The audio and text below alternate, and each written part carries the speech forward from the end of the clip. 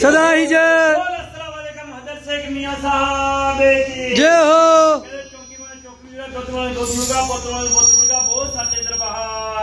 धन है बाबा।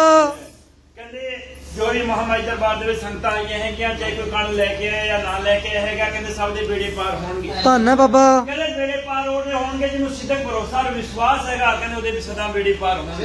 जय हो जय हो।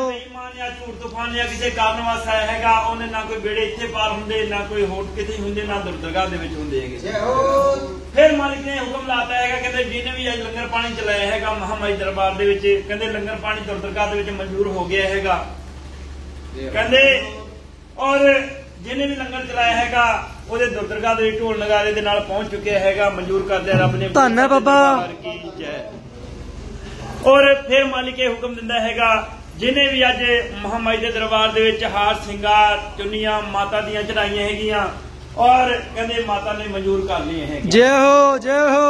और फिर माता दरबार दे विच हुक्म आ गया दरबार दे विच सोना चढ़ाया हैगा और कहते सोना दरगाह दे विच ओनू मिलूगा और मंजूर हो चुका हैगा ओदे घर दे विच बेड़े वारे ने बहुत सारे दरबार की जय हो। ये कहते जिन्हें माता ने सोना चढ़ाया हैगा चाहे सोना शास्त्र दे विच वेख लो चाहे इत्थे वेख लो चाहे मर्जी वेख लियो ਉਹਨੂੰ 100 ਗੁਣਾ ਹੋ ਕੇ ਅੱਗੇ ਮਿਲਦਾ ਹੈਗਾ ਇਹ ਗੱਲ।